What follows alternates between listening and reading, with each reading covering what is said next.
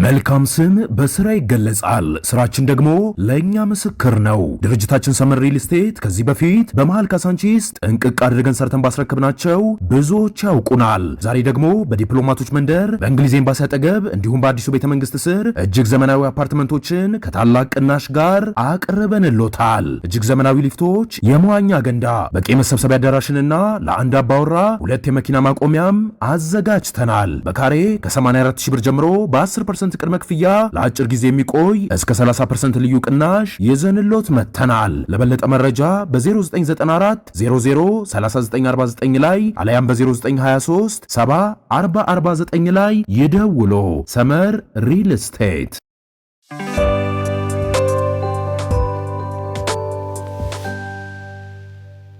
የኢትዮጵያ ፌደራል መንግስት ለትግራይ ክልል ጊዜያዊ አስተዳደር ጥብቅ ትዕዛዝ ሰጥቷል። ያ ጥብቅ ትዕዛዝ ሰራዊታችን ወደ ዳር ድንበር እየተንቀሳቀሰ ነው። ዳር ድንበር ሲንቀሳቀስ ከብዙ ዳር ድንበሮቻችን መካከል ጥያቄ ያለብን፣ ጉዳይ ያለብን፣ ንብረት ያለብን፣ የምናስመልሰው ጉዳይ ያለብን ድንበር አንዱ የሚገኘው በትግራይ ድንበር ነው።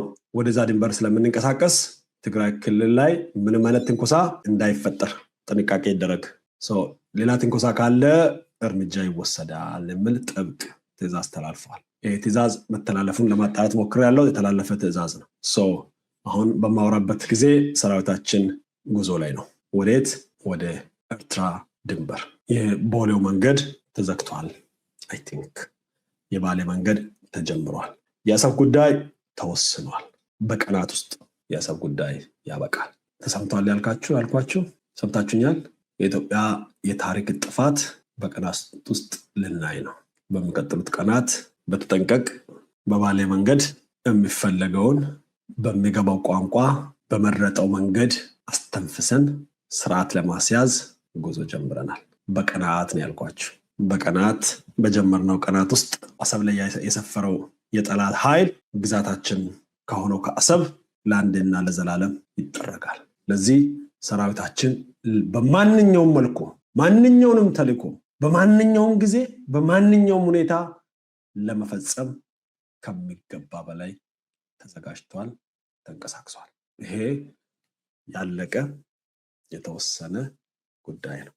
ትላንትና ህግደፎች ኤምባሲዎቻቸውን ሰብስበው ግራ ገብቶናል ብለዋል። ቀኝም ይግባችሁ ግራም ይግባችሁ እኛ አያገባንም፣ አይመለከተንም። ምናልባት እንደተጀመረ እጅ ይሰጣል ወይ ይደመሰሳል፣ ኦር ከዚህ በኋላ ቲክ ያሉ ባሉት ጥቂት ሰዓታት ቀናት ውስጥ ሌላ የድርድር ሀሳብ ይዞ ይመጣል። የምናውቀው ነገር የለም። የአሰብ ጉዳይ ግን በእኛ በኩል አልቋል። የቦሌ መንገድ ተጀምሯል።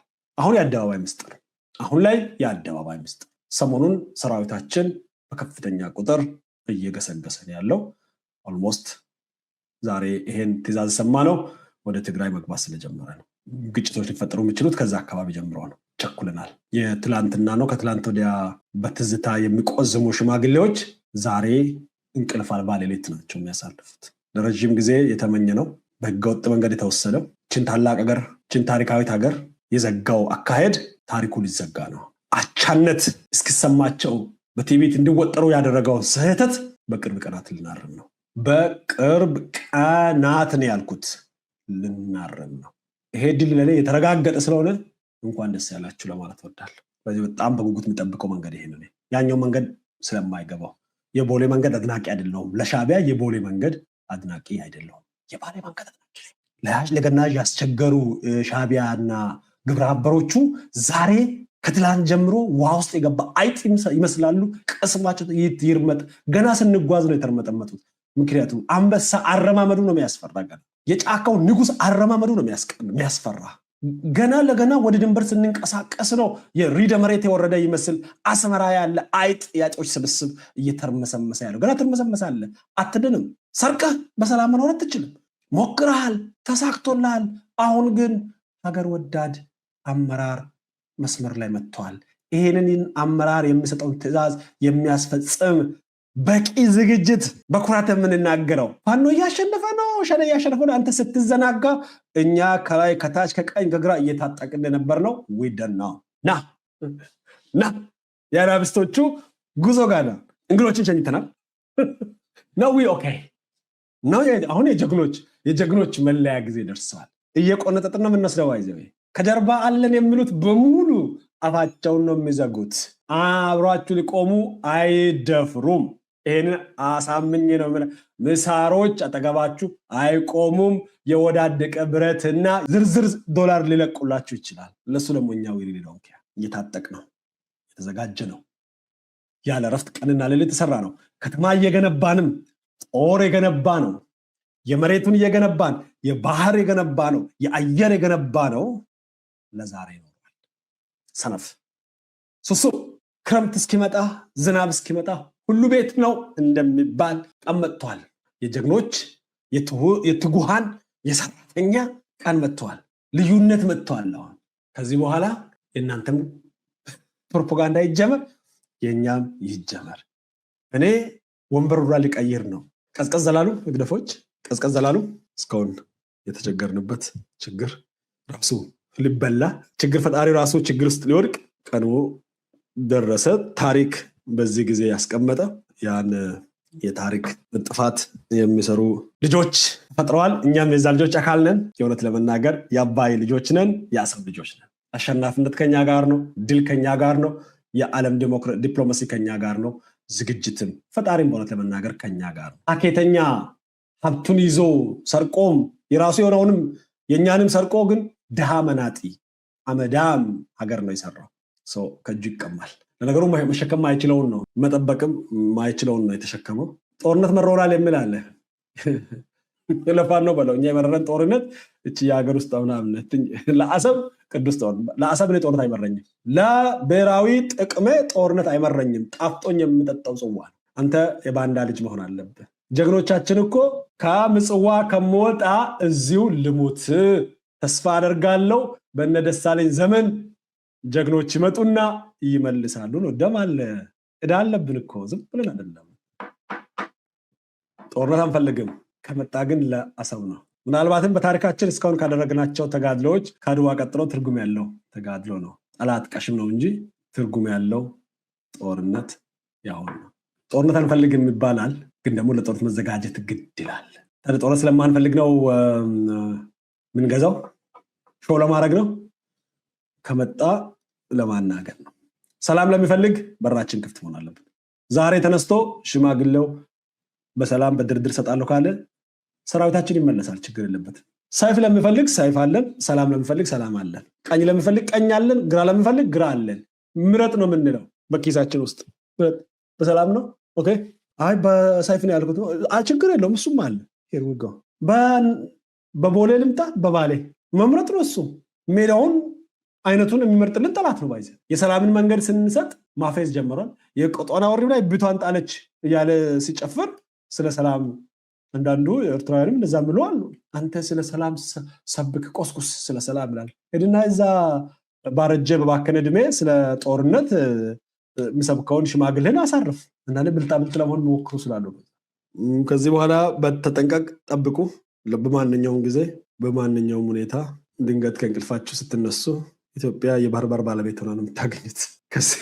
ከዚህ በኋላ የባህር በር ባለቤት ሆነን የምንገኝበት እድል ብቻ ነው ያለን፣ ሌላ እድል የለንም። ባይዘ የባህር በር ባለቤት አንሁን ብንል ከዚህ በኋላ አንችልም። ሩቅ መተናል። አሰብ ወደባችን በእጃችን ገብቶ ነው ከዚህ በኋላ የትኛው ቀን እንደሆነ ባታቁም ነው። ከዛ ውጭ ሌላ አማራጭ የለንም፣ ሌላ መንገድ የለንም። እሱ ደግሞ ዲዘርቭ የምናደርገው ነው። ባይዘ የሰራንበትም ነው፣ የለፋንበትም የተዘጋጀንበትም ነው። በሁሉም ዘርፍ ነው ሁለንተናዊ ዝግጅት ነው ያደረግነው። ጠላት አላወቀም እንጂ በሁሉ መልኩ ነው የተዘጋጀን። በዲፕሎማሲ ተዘጋጅተናል፣ በሰው ኃይል ተዘጋጅተናል፣ በሀብት ተዘጋጅተናል፣ በቴክኖሎጂ ተዘጋጅተናል፣ በስልጠና ተዘጋጅተናል፣ በትጥቅ በስንቅ ዊ ሬዲ።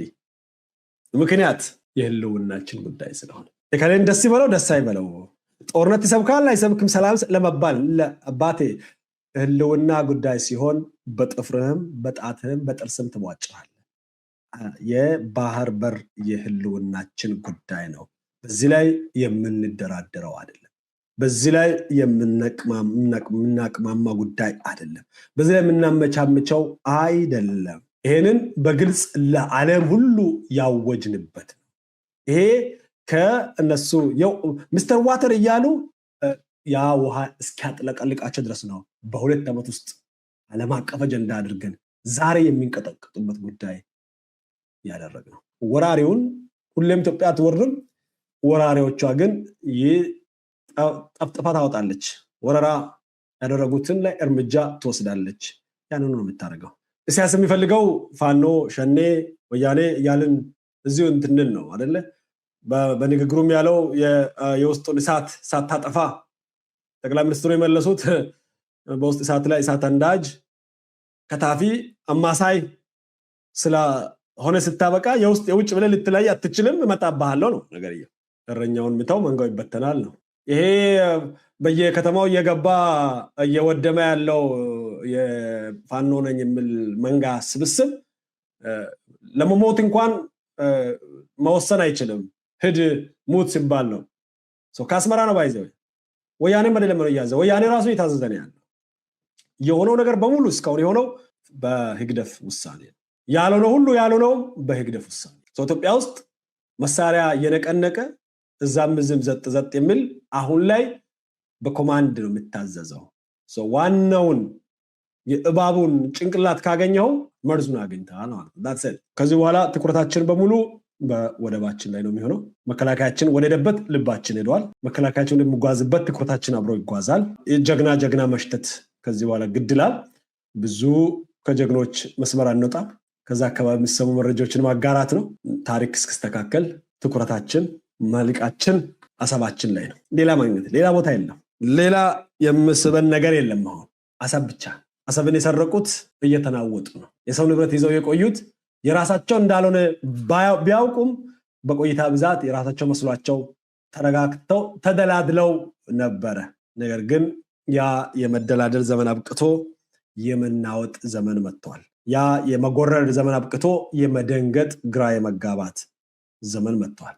እኛ ደግሞ እችን ግራ መጋባትና መደንገጥ ከፍ አድርገን እረፉት እንላለን።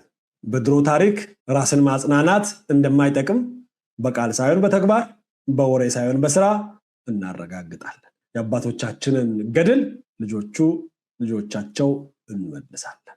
ፈንቅል ላይ ፈንጥ የምትል ገና ለዘላለም ፈንቅል እንዳታስብ አድርገን የምንፈነቅልህ ከልቤ ነው የሚለው። የምንፈነቅልህ ቀኑ ደርሰዋል። ተስፋ የላቸው ናቸው። ላለፉት 3 ዓመት በላይ ልማት አይቶ የማያውቁ ምስኪን ተንከራታቾች ናቸው። ሀገር አልባ ናቸው። ቤት አልባ ናቸው። ስራ አልባ ናቸው። እኔ በጣም ማዝንላቸው ለዛ ነው። ተሰደውም ያላረፉ ናቸው። በምኖሩበት ሀገር ያለውን ስልጣኔ እንኳን ለመዋጥ አገራቸው ላይ ያለው ችግር የከለከላቸው ናቸው። ለፍተው መና የቀሩ አሳዛኞች ናቸው። ደም ከፍለው ገንዘብ ከፍለው አካል ከፍለው አንድ ወንበዴ እጅ ወድቃ ሀገራቸው ወዴት እንደምትሄድ የማትታወቅ ሀገር ሆና በጣም አነስተኛ ቁጥር ያለው ህዝብ ግን በዓለም ሁሉ ተበትነው የሚኖር ከተገነጠሉበት ሀገር እንደገና በስደት ጥይት እያመለጡ የሚኖሩባት ሀገር ናት ኢትዮጵያ። ባይዘዌ ከኤርትራ ቀጥሎ ብዙ ኤርትራዊ ያለው እኛው ቤት ነው ያለው። በዓለም ላይ ያለ ኤርትራ ሁሉ ቢሰበሰብ ኢትዮጵያ ካለው ኤርትራ ጋር እኩል አለ። የኤርትራ ብሔርተኝነት የከሸፈ ፕሮጀክት ነው። ያን የከሸፈ ፕሮጀክት ያልከሸፈ ለማስመሰል የሚደረግ ጥረት ነው። አይምሰላችሁ እኛ ጋር ሰላም ነው፣ ጥይት አልተተኮሰ፣ ባንዲራ ላይ አልተስማሙም እኮ ራሳቸው። መንግስት የላቸውም እኮ እነሱ፣ ተቋም የላቸውም እነሱ እኮ። ማንነት ገና እኮ አልጨረስንም የሚሉ ናቸው። በጣም የከሸፈ ትግል በዓለም ላይ የኤርትራ ትግል ነው። ኦር ከከሸፈ ለባሰ እልቂት፣ ለባሰ ስደት፣ ለባሰ ድህነት ነው። በምንም መስፈርት ኤርትራዊ ዛሬ የሚኖረው ኑሮ ከ30 ዓመት በፊት ከሚኖረው ኑሮ እጅግ ያነሰ ነው። ከክብር ነው ወደ ውርደት ሀገሪቷ የመጣችው።